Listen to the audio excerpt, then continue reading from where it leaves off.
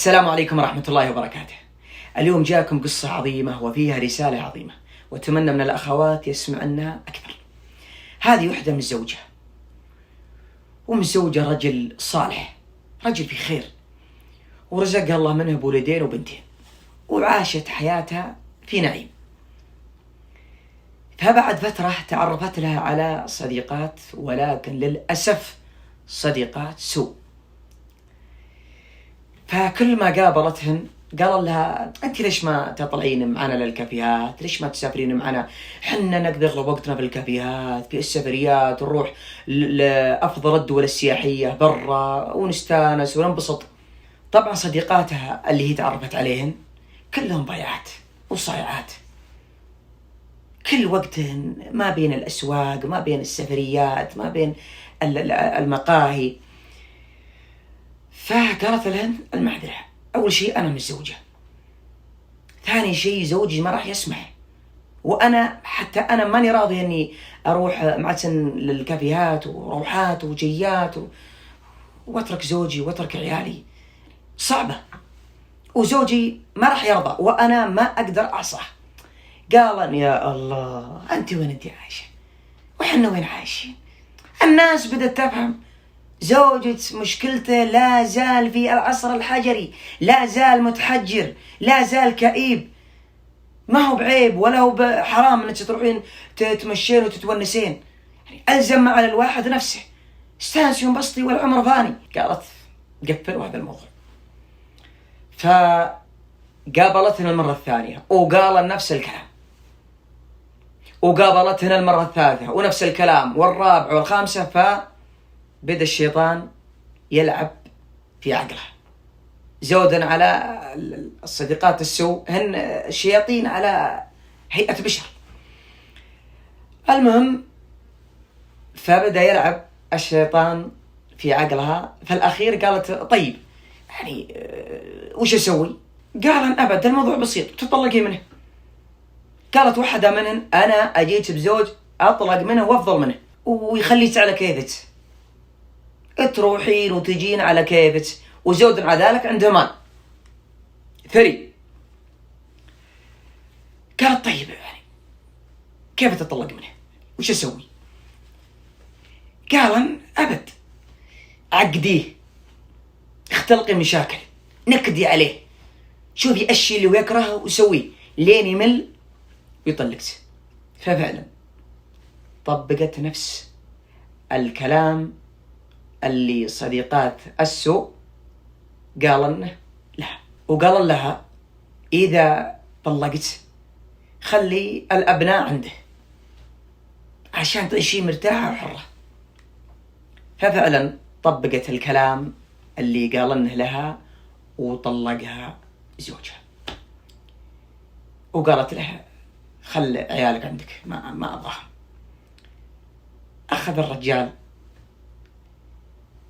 عياله وحطهم عند أمه، وراح وخطب وتزوج وعاش حياته. هذه الحرمة وسوت راحت لصديقاتها. ففعلا اللي قالت: أبا زوجت واحد يخليك على كيفك، فعلا زوجتها هذا الرجل وخلاها على كيفها، تروح وتجي لا حسيب ولا رقيب. فبعد أخذت عنده 3 شهور قالت له: أنا أبى أسافر مع صديقاتي للخارج سياحة. قال: أبد، على كيفك، سوي اللي تبينه. كم تبي تاخذين؟ قالت: تقريبا باخذ 2 أسبوع كذا. قال: أنا موافق، بس أبيت تعطيني 100,000. طبعا هذه الحرمة عندها مال، أمورها المادية جيدة. قال: بس تعطيني 100,000. قالت: ليش؟ قال: أنا عندي مشروع بشغله فيه، وإذا جيتي راح تحصلينها 150,000. قالت: موافقة. قال: بس بشرط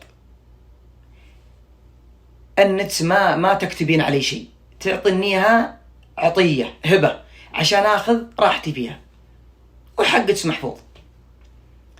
قالت: موافقة. عطتها 100,000 وسافرت مع صديقتها.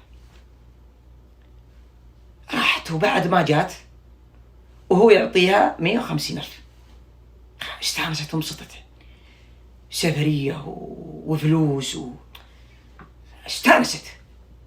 أخذت فترة وقالت أنا أبي أسافر مع صديقاتي نروح للدولة الفلانية. قال وأنا موافق، تامرين أمر، بس أبغى منت 200,000، وإذا رجعتي تحصلينها 300,000. قالت موافقة. ونفس الطريقة الأولى، عطت هي كأنها هبة، كأنها عطية، بحجة أنه يقول أنا أبى أخذ راحتي فيها وأشتري وبيع على راحتي.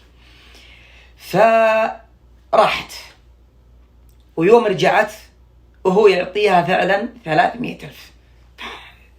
طارت من الفرحة، قالت أنت وينك عني من زمان؟ لا عاد يوم أخذت فيه زوجي الأول، أنت وينك عني من زمان. كانت تتوقع أنها أسعد إنسان على وجه الأرض مع هذا الرجل. المهم أخذت تقريبا 5 شهور 6 شهور وهي تجي عنده، قالت أنا أبي أسافر وأبي آخذ تقريبا شهر. قال أبد، الله يسهل طريقتي، لكن المرة هذه أبغى منك 1,000,000 ريال، وإذا رجعتي تبي تحصلينها 1,500,000. قالت والله أنا ما عندي إلا 500,000. قال دبريها من صديقاتك، كلها مسألة شهر على بال ما ترجعين وتردينها لهم، خذيها سلف. فعلا تسلفتها من صديقاتها وعطت هي 1,000,000 ريال وسافرت. الآن هذا الرجل وصل للهدف اللي هو يبغاه. هي قالت أنا أبغى أخذ شهر، ووافق. في يوم أخذت 10 أيام وهو يدق عليها، يبغى لها عذر بس عشان يطلقها. دق عليها وقال وينك؟ وقالت أنا في الدولة الفلانية. وقال ارجعي. قالت ليش؟ قال أنا محتاجك. قالت أنا قلت لك أنا أبغى شهر.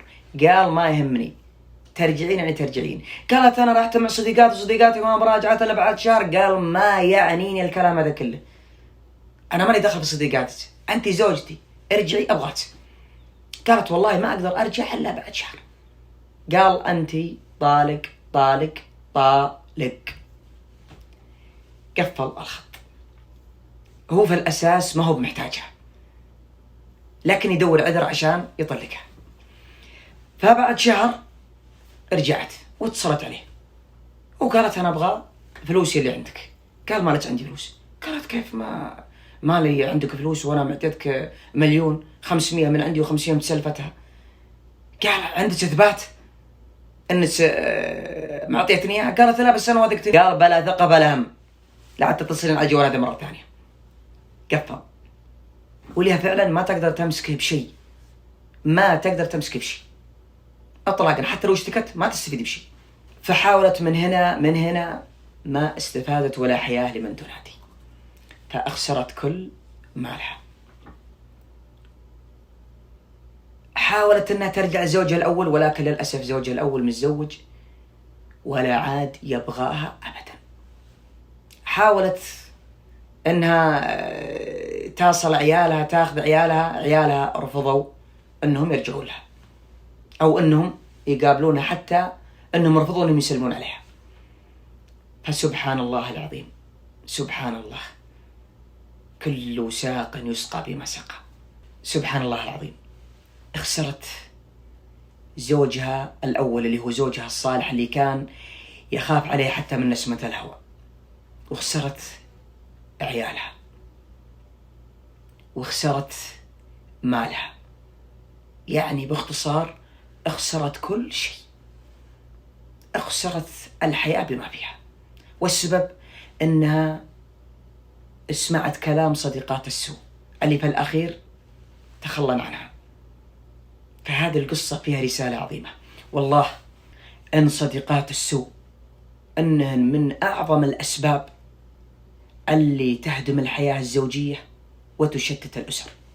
كم سمعنا قصة تتكلم عن نفس هذا الموضوع، وكم سمعنا وقرينا في مواقع التواصل الاجتماعي من الكلام اللي يقول لنا ويكتب لنا. فيا أخواتي احذرن أشد الحذر من صديقات السوء. فوجود صديقات السوء مثل النار اللي تحرق كل شيء. احذرن أشد الحذر. إلى هنا وصلنا إلى نهاية قصة الأسبوع، فلنا لقاء الأسبوع القادم مع قصة جديدة بإذن الله. أتمنى أنكم استفدتوا واستمتعتوا بهذه القصة.